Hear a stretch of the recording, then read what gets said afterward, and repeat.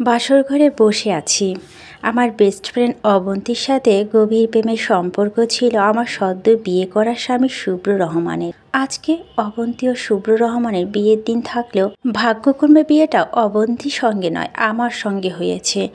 অবন্তী ও শুভ্রের প্রেমের সম্পর্ক থাকলেও হঠাৎ বিয়ের দিন কেন অবন্তী অন্য ছেলের সঙ্গে পালিয়েছে তা আমার জানা নেই। তবে যাওয়ার আগে চিঠিতে আমার নাম লিখে দিয়ে গিয়েছে যে অবন্তীর সব কথা আমি জানি এবং তাকে পালিয়ে বিয়েতেও আমি তাকে সাহায্য করেছি। তাই জেদ করে শুভ্র আমাকে বিয়ে করেছে।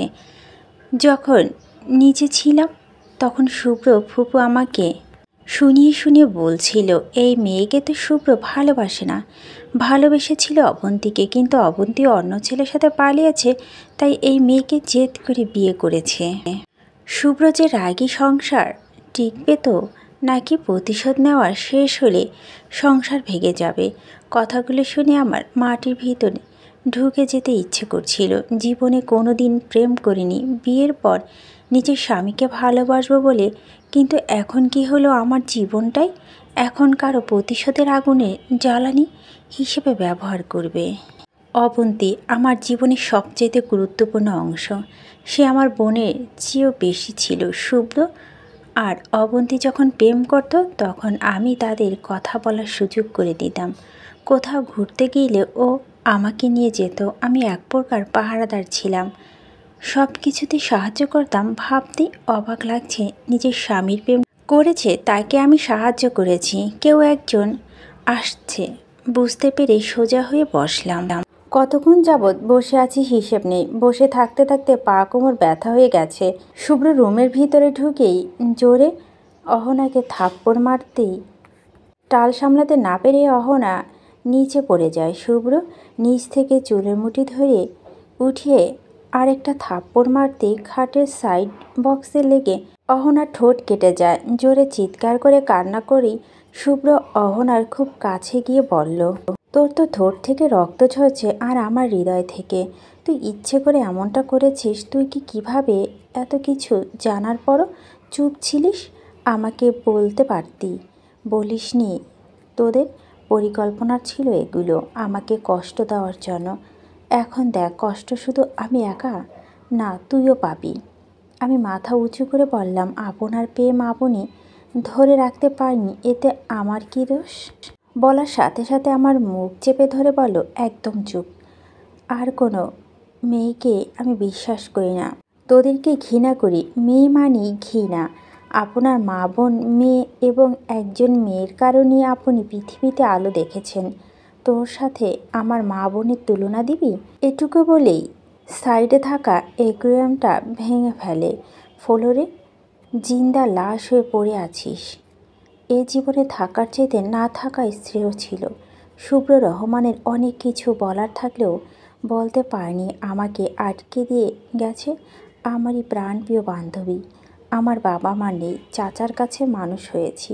চাচা খেটে খাওয়া মানুষ, নুন আনতে পান্তা ফুরাতো। চাচি তো মাশাল্লাহ, জল্লাদের থেকে কোনো অংশে কম নাম্বার দেওয়া যাবে না। এত কষ্ট করে বড় হওয়ার পর ওর স্বামীর ঘরে এখন বিনা দোষেও দোষী হতে হলো।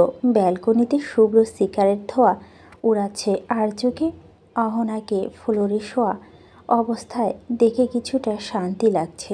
ইচ্ছে করছে মেরেই ফেলি, তবে এভাবে না, আস্তে আস্তে কষ্ট দিয়ে। শুভ্রের মায়ের মুখে রাজ্যের যত মেঘ আছে সব এসে একসাথে ওনার মুখে জমেছে। ছেলের বউ একেবারেই পছন্দ হয়নি অবন্তী, তার অনেক পছন্দ ছিল। পছন্দ না হওয়ারও কারণ নেই। অবন্তীর বাবা তো অঢেল টাকা পয়সা ছিল, সম্পত্তিও ছিল, তার একটা অংশ তো শুভ্র পেত। মা, এসব বন্ধ করো, বাড়ি ভর্তি মেহমান, এসব কি বলছো? শুভ্রর বোন মৌ, তোর ভাই তো ফকিন্নি মেয়ে একটা বিয়ে করেছে, বাপ ভাই কিচ্ছু নেই। আমাদের তো টাকা পয়সা খাবে কে মা? আমাদের ভাই তো দুইটাই আর আমি একা। যা আছে দুই ভাইয়ের জীবন শেষ হয়ে তাদের ছেলে মেয়েরাও আরামসে দিন কাটাতে পারবে, তাও তোমার হয় না? না, হয় না। এখন আমার চোখের সামনে থেকে যামো, রাগে আমার মাথা গরম হয়ে আছে। এত রাগ যে করো, অবন্তী যদি পালিয়ে না যেত তাহলে তো আর অহনা এমনি এমনি এই বাড়িতে আসতে পারতো না। শুভ্র অহনাকে কোলে তুলে বিছানায় ফেলে দেয়। কোমরে বেশ ভালোই ব্যথা লেগেছে। ঘটনা বুঝতে মিনিট 5 লেগে গেল। শুভ্র দরজা খুলে দিতেই মৌ বলছে, অহনাকে ফ্রেশ হয়ে নিচে নামতে বলো, সবাই অহনার জন্য অপেক্ষা করছে। কেউ এসেছে বলে অহনাকে এভাবে নিচ থেকে উপরে তুলেছে। অহনা আস্তে আস্তে ওঠার চেষ্টা করলো। অহনাকে উঠতে দেখে শুভ্র বলল, নিচে যাবি? ঠিক আছে, তবে মুখ খুলবি না। যদি কাউকে কিছু বলিস তাহলে তোর অবস্থা কালকে রাত থেকে খারাপ হয়ে যাবে। অহনা দেখতে বেশ সুন্দর, গায়ের রং ফর্সা, বেশি সুন্দর তার চুলগুলো কোমরের নিচে পড়ে। কোনো ফর্সা মুখে ঠোঁটের কোণে কাটা দাগটা যেন মুখে সুন্দর কেড়ে নিয়েছে। অহনা উঠে রুমটা পরিষ্কার করে নিল। রুমে পরিষ্কার করতে গিয়ে একটা বক্স পেল। বক্সটা থেকে অহনা চিনতে বাকি রইল এই গিফটটা অবন্তীর দেওয়া। অহনাকে নিয়েই এই গিফটটা প্যাক করেছিল। ভিতরে কি আছে খুলে দেখেনি। কৌতূহলবশত খুলতে দেখলো অবন্তী আর শুভ্রের ছবির সাথে কিছু শুকনো গোলাপ। অহনাকে এটা দেখে যেখানে ছিল রেখে দেয়। লাগেজ থেকে মেরুন কালারের শাড়ি বের করে সোজা শাওয়ার নিতে চলে যায়। শাওয়ার শেষে কোনো রকম শাড়ি পেঁচিয়ে ওয়াশরুম থেকে বের হয়। ড্রেসিং টেবিলের সামনে গিয়ে নিজেকে দেখেই ঠোঁটের কোণে কাটা দাগে চোখ পড়ে। ঠোঁটটা ফুলে আছে, ভিতরে অনেকটুকু কেটে গেছে, কপালের সাইডও কেটে গেছে, যেখানে দাগ স্পষ্ট হয়ে উঠেছে। কনসিলার দাগটা ঢাকতে বেশ ভালো কাজ করবে, সেই ভাবা সেই কাজ। কনসিলার দিয়ে দাগটা ঢেকে নিল। আস্তে আস্তে অহনা নিচে নামলো। নিচে নামতেই অহনাকে দেখে সবাই মিটমিট করে হাসছে। শুভ্রের ভাবি দৌড়ে এসে আমাকে নিয়ে আমার রুমে গেল। কি করেছো এটা? এভাবে কেউ শাড়ি পেঁচায় আর ঠোঁটের কোণে এগুলো ঢেকে রাখতে হয়? অহনা, শুভ্রটাও বজ্জাত, তোমাকে কি হাল করেছে। ভাবি এগুলো কি বলছেন? আরে লজ্জা পাচ্ছ কেন? হয় এমন সবারই। আমার কথাগুলো শুনে হজম হচ্ছে না। কি বলে এগুলো? তাও মুখে বুঝে সহ্য করে নিলাম। শাড়ি পরানো শেষ করে ভাবি আমাকে নিচে নিয়ে যেতে দেখলাম অনেক মানুষ বসে আছে। ভাবি বলল সবাই দাদি, চাচি, ফুপি হয়। আমি গিয়ে দাঁড়াতেই ফুপি বলা শুরু করলো, তোমার শাশুড়িকে সালাম করো বউ। চোখ তুলে তাকাতেই দেখলাম দূরে কোনো এক সোফায় অন্যদিকে ফিরে বসে আছে। আমি যাওয়ার আগেই বলে উঠল, না না, দরকার নেই, যেখানে আসছো ওইখানেই থাকো, আমার কাছে আসবে না। বলে উঠে চলে যায়। শুভ্র সিঁড়ি দিয়ে নিচে নামতেই তার সাথে মজা শুরু করে সবাই, কিন্তু শুভ্র খুবই গম্ভীর। সবাই ভাবিরা এসে জোর করে শুভ্র আর অহনাকে একসাথে বসায়। এত দূরে বসেছ কেন শুভ্র? রাতে তো অনেক কাছাকাছি ছিলে, যার প্রমাণ ঠোঁটের কোণে আছে। এখন বউকে জড়িয়ে ধরে বসতে কি সমস্যা? শুভ্র পকেট থেকে সিগারেট বের করে মুখে নিয়ে লাইট নিয়ে সিগারেট আগুন লাগাতে লাগাতে বলল, এখন সিগারেট খাওয়ার সময় বউকে জড়িয়ে ধরে বসে থাকার নয়। এই বলে সবার মাঝখান থেকে উঠে চলে গেল শুভ্রর মা শায়লা রহমান, বাবা আরাফাত রহমান। শুভ্র 2 ভাই 1 বোন। শুভ্র তিয়াস মৌ। শুভ্র দেখতে বেশ সুন্দর। তার চাপ দাড়িগুলো মুখের সৌন্দর্য 3 গুণ বাড়িয়ে দিয়েছে। শুভ্রদের এসআর গ্রুপ অফ কোম্পানি নিজস্ব অনেকগুলো আউটলেট আছে, যেখানে তারা নিজেদের ডিজাইন করা ড্রেস সেল করে। শুভ্রের এসআর গ্রুপের বেশ নাম ডাক আছে। তারা প্রত্যেক বছর নিজেদের কোম্পানির বেস্ট ডিজাইনারের ড্রেস দিয়ে ফ্যাশন শো আয়োজন করা হয়। এখানে শুধু এসআর কোম্পানি নয়, আরও বেশ কিছু বড় বড় কোম্পানি অংশগ্রহণ করে। বছরে একটা আকর্ষণ হলো এসআর কোম্পানি এই পোশাক প্রদর্শনী। এসআর কোম্পানি শুধু ড্রেস নয়, মেকআপ নিয়েও কাজ করে। কোম্পানির প্রতিষ্ঠাতা শুভ্রের দাদা আমজাদ রহমান বংশগতভাবে তার বাবার ওপর দায়িত্ব ছিল সব। এখন বছর 3 যাবৎ শুভ্রর উপর পড়েছে। শায়লা রহমান এতক্ষণ শুধু চুপ করে দাঁড়িয়ে সবাইকে পর্যবেক্ষণ করেছিল। এখন মনে হচ্ছে কথা বলতে হবে, নয়তো এই ফকিন্নির মেয়ে শায়েস্তা করা যাবে না। সবার আল্লাহ শেষ হলে এখনই মেয়েকে আবার রুমে পাঠায়। শায়লা এমন গর্জনে অহনা ভয় পেয়ে যায়। এই বাড়ির সব মানুষই কি এমন ব্যবহার? আস্তাগফিরুল্লাহ, আসতে বললে কি মানুষ শুনতে পায় না? এই মেয়ে বিড়বিড় করে কি বলছো? হ্যাঁ, আমার রুমে আসো। অহনা বাধ্য মেয়ের মতো রুমে যেতেই দেখল শুভ্রের ফুপু হামিদা বেগম আর শুভ্রের মা বেডে পিঠ লাগিয়ে সামনের দিকে পা লম্বা করে দিয়ে বসে আছে। দুজনই পান চিবাচ্ছে। শায়লা পান চিবাতে চিবাতে বলল, যাও, বিয়েতে কি শাড়ি গহনা পেয়েছ? সব আমাদের কাছে নিয়ে এসো। অহনা বাধ্য মেয়ের মতো উপরে গিয়ে রুমে প্রবেশ করতেই শুভ্রকে ব্যালকনিতে দেখল। তার লাগেজ থেকে শাড়ি গহনাগুলো বের করতে যাবে তখন স্মার্টফোনটি দেখতে পেল। ইস, এই ফোনটা কত কষ্ট করে টিউশনি করে কিনেছিল এইচএসসি পরীক্ষার পর। হাত থেকে পড়ে ফোনটার ডিসপ্লের মাঝে লম্বালম্বি একটা দাগ পড়ে গেছে, তাও চলতো। ডিসপ্লের দিকে তাকাতেই দেখল কল আসছে। ওপরে নাম লেখা নাবিল ভাইয়া। দেখেই মনটা খুশিতে নেচে উঠল। কল ধরেই হ্যালো বলে কান্না করে দিল। ওপাশ থেকে নাবিল বলছে, তুই ঠিক আছিস তো অহনা? আর তুই কেন অবন্তীর বরকে বিয়ে করতে গেলি? কান্না করছিস কেন?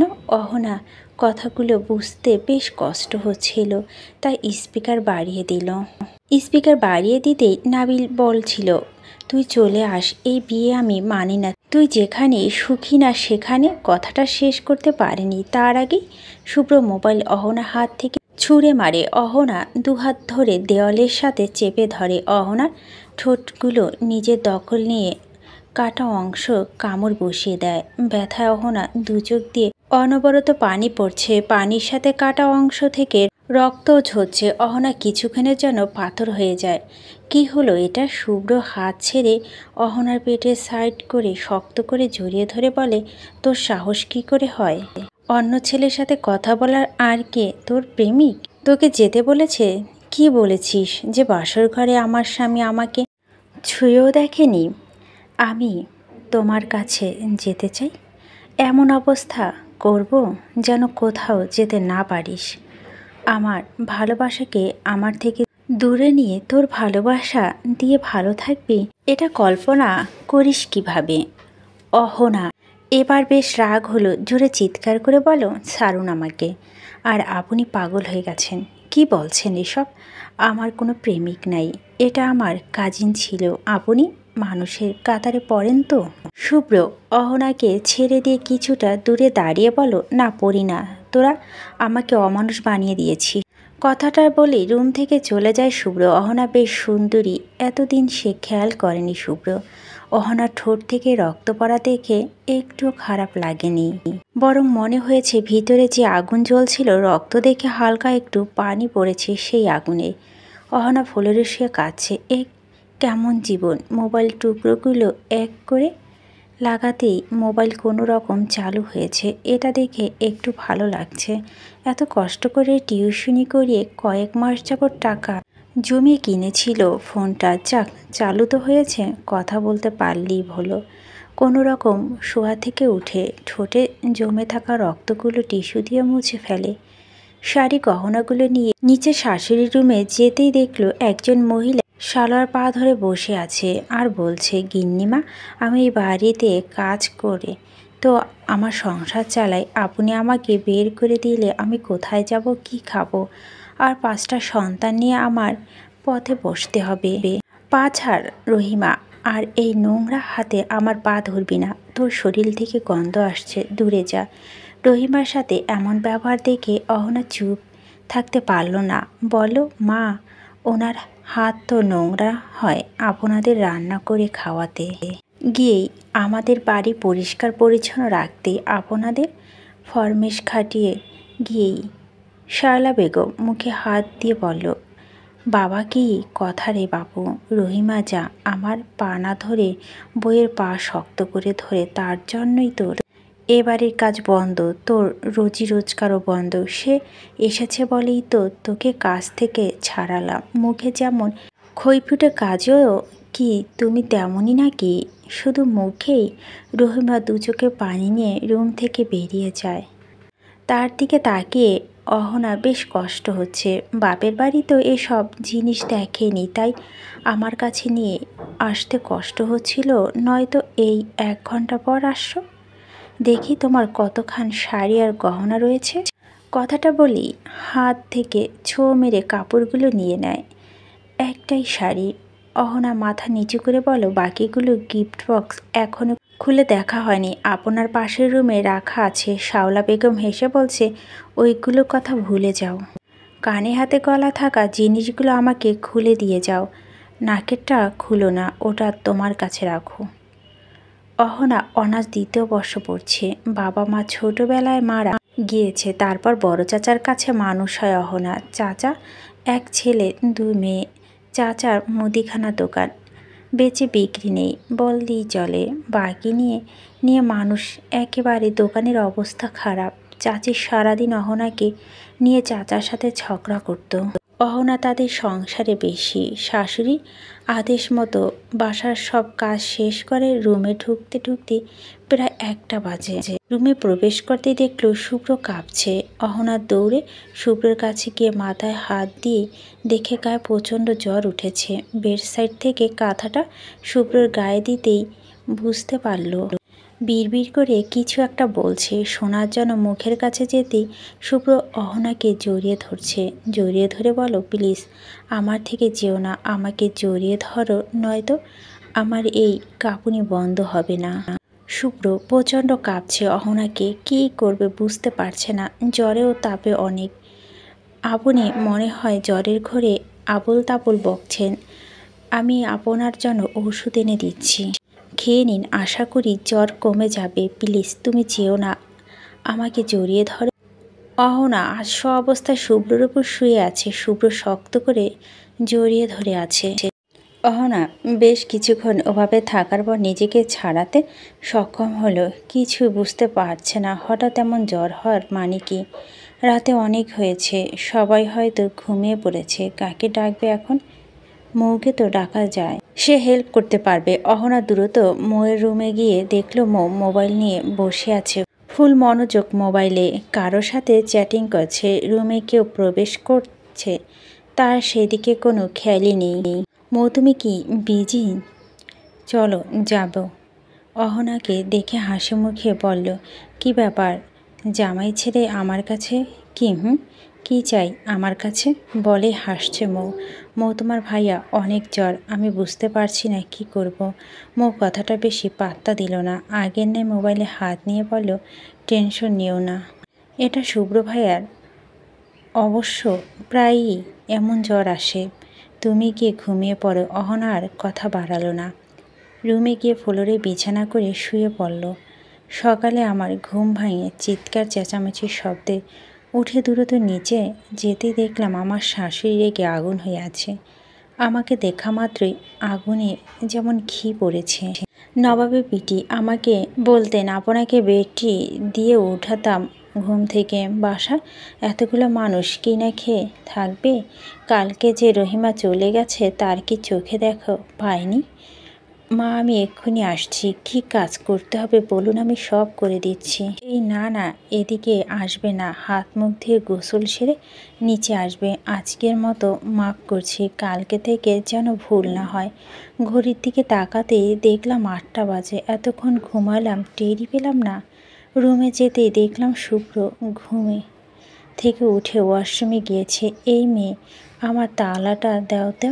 আমি তাওলা খুঁজে হাতে নিয়ে বাথরুমের দরজার সামনে দাঁড়িয়ে বললাম, আপনার তাওলাটা নিন, ভিতরে নিয়ে আয়। উফ, যেখানে ভয় পাই সেখানেই কেন বারবার যেতে হয়? চোখ বন্ধ করে ওয়াশরুমে ঢুকি। তাওলাটা রেখে চলে আসতে গেলেই পা পিছলে নিচে পড়ে যেতেই মা বলে চিৎকার দিয়ে উঠি। কোমর মনে হচ্ছিল কয়েক খণ্ড হয়ে গেছে। ঝর্ণার পানি পড়ছে, আমি পুরো ভিজে যাচ্ছি। উপরের দিকে তাকাতেই দেখলাম শুভ্র হাসছে। শুভ্রর চুল থেকে টপ টপ করে পানি পড়ছে, আর হাসতে দেখে বেশ সুন্দর লাগছে। দেখতে সুন্দর হলো, ভিতরে তার সবসময় পৈশাসিকতা বিরাজ করে। শুভ্র আস্তে আস্তে আমার দিকে আসতে আমি চোখ বন্ধ করে ফেলি। আমার মুখের কাছে এসে বলো, কেমন লাগছে তোর? প্রতিটা ব্যথা আমার হৃদয়ে প্রশান্তি সৃষ্টি করে। শুভ্র প্রতিটা কথায় আমার ঠোঁটে স্পর্শ করে বলছে, এর কেমন কথা বলার ধরন! শুভ্র যখনই এ ধরনের আচরণ করে আমি তখনই ফ্রিজ হয়ে যাই। মনে হয় শুভ্র ওয়াশরুম থেকে বেরিয়ে যায়। আমি শাওয়ার শেষ করে ওয়াশরুমের দরজা খুলে দেখলাম রুমে কেউ নেই, দরজাও চাপানো। তাই তওয়ালা পরেই বের হতে যাই। এক হাতে তওয়ালা ধরে আছি, অন্য হাতে লাকেজ থেকে শাড়ি বের করছি। হঠাৎ শুভ্র রুমে প্রবেশ করলো। আমাকে অবস্থা দেখে শুভ্র চোখগুলো রসগোল্লার মতো বড় বড় করে রেখেছে। লজ্জা আমার লাকেজের ভিতরে ঢুকে যেতে ইচ্ছে করছিল। শুনছো, অহনার শ্বশুরবাড়ি তো বেশ বড়লোক, ওদের দাওয়া দিকে জামাই আসলে তো আমাদের টাকা দিবে। অহনার চাচি রাসু বেগমের কথা শুনে অহনা চাচা রমজান বিরক্ত নিয়ে বলল, মরলে কবরে তোমাকে টাকা দিয়ে দিতে হবে নাকি? এটা এখনই বলে গেলে ভালো হতো। এমন কথা শুনে তেলে বেগুনে জ্বলে ওঠে রাসু। তোমার এই আদুরে ভাতিজি যে টাকা আমাদের নষ্ট করেছে তা হিসেব রেখেছ? তাকে দিয়ে তো তুমি কম কাজ আর করাও নয়, নিজে তো খালি শরীর হাতির মতো বানাইছো। তোমারে দেখা তো মনে হয় না কোনো অংশে তুমি অভাবে আছো। দুজনের মধ্যে এইসব নিয়ে কথা হচ্ছে। মা বাবা এমন ঝগড়া দেখে তমা জিনিয়া রুমে প্রবেশ করলো। মেয়েদের দেখে রাসু বলল, অহনার মতো এমন বড়লোক জোটাতে পারিস না? বিয়ে দিয়ে শান্তি হতাম। তোদের বিয়ে চিন্তা আমার ঘুম হারাম। এই লোভ তোমাকে একদিন ধ্বংস করে দিবে রাসু, আমার কথা মিলিয়ে নিও। দুপুরে অহনা একা হাতেই সব রান্না সামলাচ্ছে। চিংড়ি ভুনা, হাঁসের মাংস, দেশি মুরগি, সরিষে পাবদা আর দই কাতলা রান্না করেছে। সেই সকাল থেকে শুরু করেছে, শরীর আর মানছে না। হাঁস পরিষ্কার করতে গিয়ে জান বেরিয়ে গেছে, বাকিগুলো কাটা ধোয়া সব তার উপরে। টেবিলে খাবার দিয়ে মুখ ধুয়ে ফ্লোরে শুয়ে পড়ে। তখনকার কথা মনে পড়তেই লজ্জা অহনা মুখ লাল হয়ে যায়। যদিও শুভ্র তখন দ্রুত রুম থেকে বেরিয়ে অফিসে চলে গিয়েছিল, তাই আর সামনে পড়েনি। দুপুর 3টে। শুভ্র বেশ কিছু ডিজাইন দেখছে, যেগুলো এভাবে ফ্যাশন শোয়ের মেইন আকর্ষণ হবে। ড্রেসগুলো বেশ সুন্দর, তবে 2-4টা ডিজাইন ছাড়া সবই পুরাতন ডিজাইনের মতোই লাগছে। হঠাৎ শুভ্রের হাতে টান পড়তেই দেখল লামিয়া। এখনও কি করছো শুভ্র? চলো, লাঞ্চ টাইম তো চলে যাচ্ছে, চলো আমরা লাঞ্চ করে আসি। শুভ্র হাসি মুখে উত্তর দিল, তুমি ডাইনিংয়ে গিয়ে বসো, আমি 5 মিনিটের মধ্যে আসছি। আচ্ছা আমি যাচ্ছি, তুমি এসো। শুভ্রের ক্যাবিন থেকে বের হয়ে লামিয়া নিজের মেকআপ আর লিপস্টিক ঠিক করছে। পারফিউমটা আবার দিয়ে নিল, কারণ তাকে সুন্দর লাগতে হবে। ততটাই সুন্দর, ঠিক যতটা সুন্দর লাগলে শুভ্র তার প্রতি আকর্ষিত হবে। শুভ্র একটা নয় 4টা বিয়ে করলো, 4 নাম্বার বউটা সে হতে যাবে। অবন্তী কতভাবে বুঝিয়ে শুভ্র জীবন থেকে সরিয়েছে। ভেবেছিল অবন্তী চলে গেলেই শুভ্র তাকে বিয়ে করবে, কিন্তু বিয়ে করলো কাকে? অহনাকে। সব প্ল্যান শেষ হয়ে গেল। লামিয়া শুভ্রের ফুপু হামিদা বেগমের মেয়ে। এই SR গ্রুপের সকল মেয়ে স্টাফ তার আন্ডারে কাজ করে। হামিদা বেগম সবটা জানে, তাই অহনা তার সহ্য হয় না। রাত 10টা বাজতেই শুভ্র বাসায় প্রবেশ করে। অহনার ড্রেসিং টেবিলের সামনে চুল আঁচড়াচ্ছে। শুভ্র রুমে প্রবেশ করতেই চুল আঁচড়ানোর গতি বাড়িয়ে দিল। শুভ্র সিগারেট নিয়ে হ্যান্ড ওয়াশটা খুলে ড্রেসিং টেবিলে রাখতে গেলেই দেখলো অহনা মোবাইলে কল এসেছে। স্ক্রিনের উপর ভাসছে অবন্তীর নাম। দেখেই শুভ্রর মাথাটা গরম হয়ে গেল। অহনাকে টান দিয়ে দেওয়ার সাথে এক হাত দিয়ে চেপে ধরল, অন্য হাত দিয়ে অহনার পেটে হাত দিয়ে শাড়িটা সাইড করে জ্বলন্ত সিগারেট চেপে ধরল। কানের কাছে ঠোঁট লাগিয়ে বলো, দুজন কি প্ল্যান করেছিস আমাকে মেরে ফেলার? অহনা ব্যথায় চিৎকার করে কান্না করছে। শুভ্র হাত দিয়ে মুখ চেপে ধরেছে যেন চিৎকারের শব্দ কেউ শুনতে না পায়। একদম চুপ। কেন কল দিয়েছে বল? তুই প্রথম থেকেই সব জানতি আমার অগোচরে দুজন মিলে কি প্ল্যান করছিস। ইচ্ছে করছে মেরেই ফেলি। খুব কষ্ট হচ্ছে তাই না? আমারও হচ্ছে, তফাৎ শুধু তোরটা দেখা যাচ্ছে আর আমারটা দেখা যায় না। বেশ কিছুক্ষণ অহনাকে এভাবে ধরে রাখার পর ছেড়ে দিয়ে রুম থেকে বেরিয়ে যায়। অহনা পেটে হাত দিয়ে ফ্লোরে বসে আছে, চোখ দিয়ে পানি পড়ছে আর ভাবছে কবে এই কারাগার থেকে মুক্তি মিলবে। সবার সংসার হয় না, কিছু মানুষের সংসার নামক কারাগার হয়। ভোর 5টা ঘুম থেকে দ্রুত উঠল।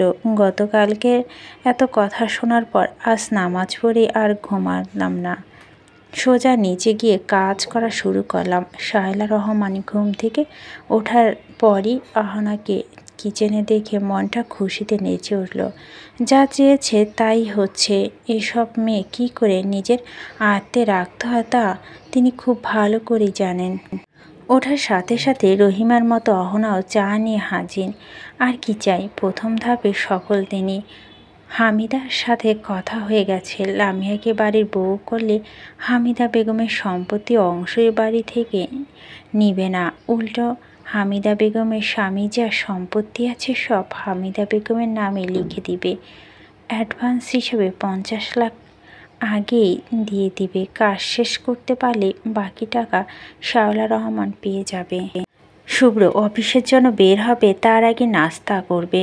টেবিলে বসা মাত্র শায়লা দৌড়ে এসে ছেলে কি লাগবে তা এগিয়ে দিচ্ছে। অহনা খাবার প্লেট এগিয়ে দিতে গেলে শায়লার চোখ রাঙায়। অহনা বুঝতে পারল এখন আর তার কোনো কাজ নেই। মা, পরোটা তো মজা হয়েছে, আজকে কি পরোটা বানিয়েছে? আমি বাবা। শুভ্র মায়ের দিকে তাকিয়ে প্রশ্ন করল, রহিমা কোথায়? সে আর আসবে না বলেছে। কাজে না থাকলে কি জোর করে রাখা যায়? শায়লার এমন মিথ্যা শুনে অহনা বুঝতে আর বাকি রইল না সে কত বড় কালপিট। শুভ্র নাস্তা করা শেষ হলেই কোনো কথা না বলি অহনা হাত ধরে টানতে টানতে নিজের সাথে নিজে যাচ্ছে। অহনাও কোনো প্রশ্ন করছে না, জানে প্রশ্ন করলে উত্তর পাবে না। বাসার সামনে দাঁড়িয়ে থাকা গাড়ির সামনে সিটে অহনাকে বসিয়ে দিল। নিজের ড্রাইভিং সিটে বসে ড্রাইভ করতে লাগলো। কোথায় যাচ্ছি আমাকে বলা যাবে? প্রশ্নটা শুনে সাথে সাথে উত্তর দিয়ে দেয়, আমার বাবার কাছে। বাবার কাছে শোনার পর মাথা অনেক প্রশ্ন ঘুরপাক খাচ্ছে। বিয়ের পর থেকে একবারও শুভ্র বাবাকে দেখিনি। হাজার প্রশ্ন ঘুরপাক খেলেও তা তো আর জিজ্ঞেস করতে পারবে না। ডুপ্লেক্স একটা বাড়ির ভিতরে গিয়ে গাড়ি থামলো। গাড়ি থেকে নামতেই অহনার পায়ে থাকা জুতোগুলো ছিঁড়ে যায়। শুভ্র গাড়ি থেকে নেমে চোখ সানগ্লাস পরে পকেটে হাত দিয়ে দাঁড়িয়েছে। অহনা স্থির হয়ে দাঁড়িয়ে আছে দেখে শুভ্র কিছুটা বিরক্ত হয়ে প্রশ্ন করল, সমস্যা কি? হাঁটছ না কেন? অহনা কোনো কথা না বলে পা উপরে উঠিয়ে দেখালো জুতো ছিঁড়ে গেছে। শুভ্র অহনাকে কোলে তুলে নিয়ে সামনের দিকে হাঁটা শুরু করলো। দরজার সামনে এসে দেখলো দুজন মেয়ে দাঁড়িয়ে আছে। একজনের হাতে মিষ্টি, অন্যজনের হাতে পানির গ্লাস। স্যার, আপনি আসবেন বলে বড় সাহেব আমাদের বলেছে নতুন বই বরণ করে ভিতরে প্রবেশ করাতে। অহনা আস্তে করে বলল, আমাকে নামান। শুভ্র সাথে সাথে নামিয়ে দিল। দুজন মিষ্টি মুখ করে ভিতরে প্রবেশ করে। সিঁড়ি দিয়ে উপরে উঠতেই দেখলো একজন লোক পেপার পড়ছে, মুখ ঢাকা পড়ে থাকলেও অহনা বুঝতে বাকি রইল না এটা শুভ্রর বাবা আরাফাত রহমান। রুমের ভিতর মানুষের উপস্থিত টের পেয়ে পেপার সরাতে অহনা সালাম দিল, আসসালামু আলাইকুম বাবা। আরাফাত রহমান হাসি দিয়ে অহনার সালামের উত্তর দিয়ে বলল, পাশে এসে বসতে। অহনা তার পাশে চেয়ার টেনে বসতেই মাথা হাত দিয়ে বলল, জানি তুমি ওই বাড়িতে ভালো নেই। শুভ্র তোমাকে কেমন রেখেছে তা অজানা, কিন্তু একজন ইবলিশ সেখানে বসবাস করে, সে যে তোমাকে খুব ভালোভাবে নেয়নি তা জানা আছে। মায়ের নামে নেগেটিভ কিছু শুনতে নারাজ শুভ্র। সাথে সাথে বলে উঠল, বাবা আমার মায়ের নামে এসব বলবে না। আর তুমি তো 8 বছর যাবৎ আমার মায়ের থেকে আলাদা আছো। আমি তো তোমাদের একসাথে হতে বলি না, শুধু যথাযথ সম্মানটা দাও। শুভ্রের কথায় আরাফাত রহমান কোনো উত্তর দেয়নি, শুধু হেসে উড়িয়ে দিয়েছে। সকালবেলা শুদ্ধের ঘুম ভেঙেছে আরাফাত রহমানের ফোনে। তাকে জরুরিভাবে অহনাকে নিয়ে তার বাসায় আসতে বলছে। তাই নাস্তা করে অহনাকে নিয়ে এই বাসায় এসে হাজির। শ্বশুর থেকে উপহার পেয়ে বেশ খুশি অহনা। একটা বক্স দিয়েছে, তাতে এতে সুন্দর গোল্ডেন নূপুর। অহনা খুশি হয়ে সাথে সাথে বলল, বাবা এটা আমি পরব এখন? আরাফাত রহমান হেসে বলল, পরো মা, তোমার জন্যই তো এনেছি। এটা কিন্তু কাউকে দিবা না। কোনো ইবলিশ যদি চায় তাহলে বলবা আমার নিষেধ। যখনই আমার কাছে আসবা এই নূপুরগুলো পরে আসবা। শুভ্র শুধু অহনাকে দেখছে কিভাবে হাসছে এই নূপুরগুলো পেয়ে মনে মনে। পৃথিবীর অর্ধেক অংশ তার নামে কেউ লিখে দিয়েছে।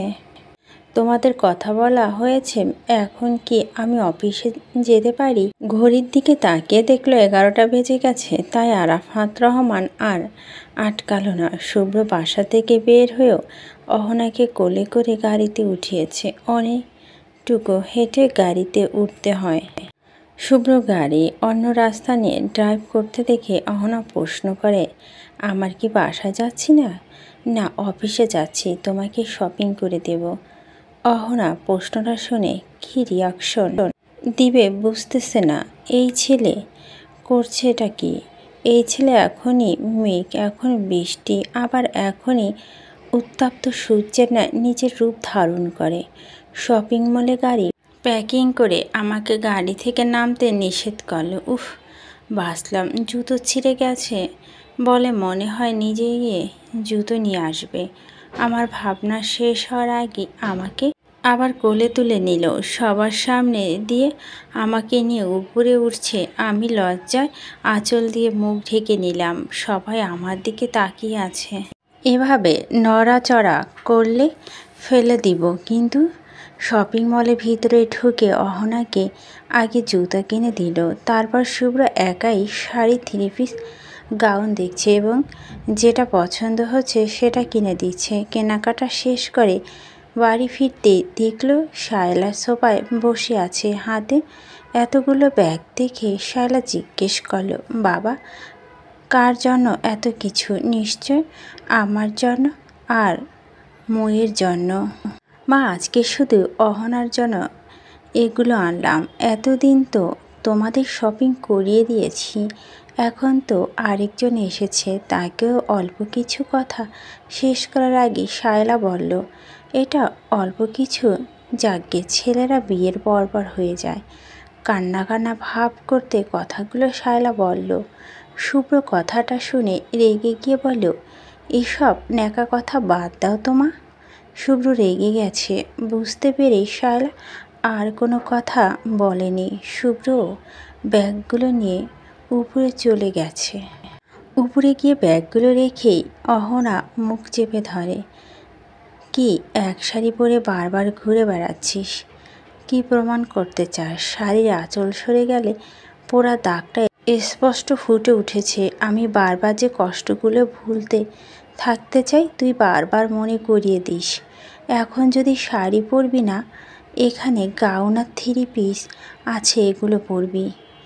অহনা বেশ রাগ হচ্ছে। এমন অকারণে বারবার এইসব সহ্য হচ্ছে না আর।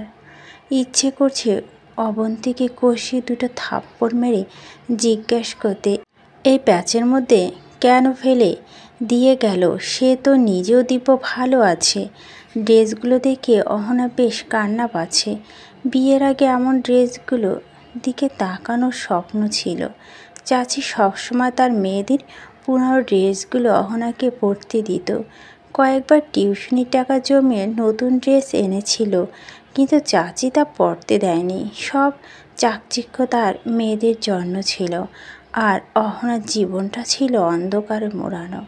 ভেবেছিল বিয়ের পর হয়তো সেই অন্ধকার কাটবে, কিন্তু তার চিন্তাটুকু ভুল প্রমাণ করে দিয়ে বিয়ের পর জীবনে আরও কষ্ট বেড়েছে।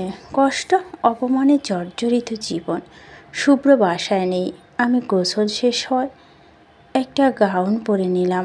গাউনটা বেশ সুন্দর, হোয়াইট অ্যান্ড পিঙ্কের কম্বিনেশনে কাজ করা। চুলগুলো ছেড়ে রাউন্ড ব্যান্ড দিয়ে আটকে রেখেছি যেন সামনে চোখগুলো না আসতে পারে। হাতে পিঙ্ক রেশমি চুড়ি আর পায়ে আমার শ্বশুর আব্বুর দেওয়া নুপুরগুলো পরে নিচে যেতেই আমার শাশুড়িকে দেখলাম নিশ্চিত আমার জন্যই বসে আছে। তোমার কি বিয়ে হয়নি? আপনি কি স্মৃতিশক্তি হারিয়ে ফেলেছেন? এত বেয়াদব মেয়ে আবার আমার মুখে মুখে তর্ক করো। বাচ্চাদের মতো এসব গাউন পরেছ কেন? বউ তুমি, এই বাড়ি মৌ পরলে মানায়, কিন্তু তুমি। আমি পড়তে চাইনি, আপনার ছেলে বলেছে পড়ার জন্য। এটা শোনার পর মুখখানা বন্ধ হয়ে গেছে, কিন্তু পায়ের দিকে চোখ যেতেই চোখগুলো বড় বড় করে বলল, এই নূপুর কোথায় থেকে? আমার শ্বশুর দিয়েছে। এগুলো খুলে আমাকে দাও, তুমি হারিয়ে ফেলবে। বাবা নিষেধ করেছে, তাই দিতে পারবো না মা। যতই হোক আমার শ্বশুরের দেওয়া প্রথম উপহার। কি কি দিয়েছে আমার রুমে নিয়ে এসো। পারবো না বলেই উপরে চলে এসেছি।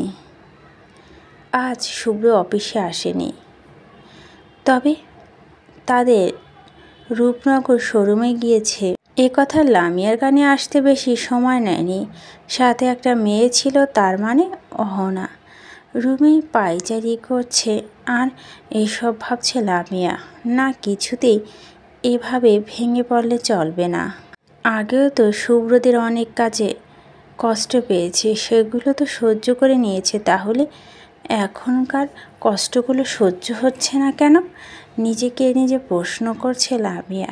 তার কাছে ভালোবাসা মানে শুভ্র আর কষ্ট মানেও শুভ্র, কারণ তার লাইফে পাওয়ার সবচাইতে বেশি কষ্ট শুভ্রের কাজই পেয়েছে। রাত 10টা, অহনা খাবার টেবিলে বসে আছে। শুভ্র মাত্রই বাসায় ঢুকলো। শুভ্রকে ফ্রেশ হয়ে নিচে নামতে দেখে শায়লা বেগম এবং এসে খেতে বসলো। অহনা উঠে গিয়ে তাদের খাবার বেড়ে দিতেই শুভ্র চোখ পড়ল অহনার দিকে, আর চোখে তাকিয়ে দেখলো একটু বেশ সুন্দর লাগছে। কিছুক্ষণ চুপ থাকার পর নীরবতা ভেঙে শুভ্র বলে উঠল, অহনার চাচি কল দিয়েছে, কালকে ওদের বাসায় যাচ্ছি আমরা। কথাগুলো শুনে মনে মনে রাগ হলো ও উপরে তা প্রকাশ করেনি শায়লা। অহনা তো কথাটা শুনেই খুশিতে আত্মহারা হয়ে গেছে। সে নিজের বাড়িতে যাচ্ছে। বিয়ের দ্বিতীয় দিন বাবার বাড়িতে যা প্রচলন নিয়ম থাকলেও শুভ্র তা মানেনি। না মেনে ভালোই করেছিল। অহনা তো আর নিজের বাবার বাড়ি নেই, আছে চাচা বাড়ি। সেখানে গেলেও নানান কথা শুনতে হবে। অহনা বিয়ের দিন কথা মনে পড়ে গেল, ফ্ল্যাশব্যাক। রাসু বেগম অহনাকে টেনে হিঁচড়ে ঘর থেকে বের করে।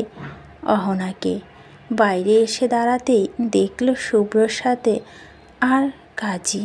অহনার চাচা নির্বাক হয়ে দাঁড়িয়ে আছে। তিনি হয়তো বুঝে উঠতে পারছেন না কি হচ্ছে অহনার সাথে।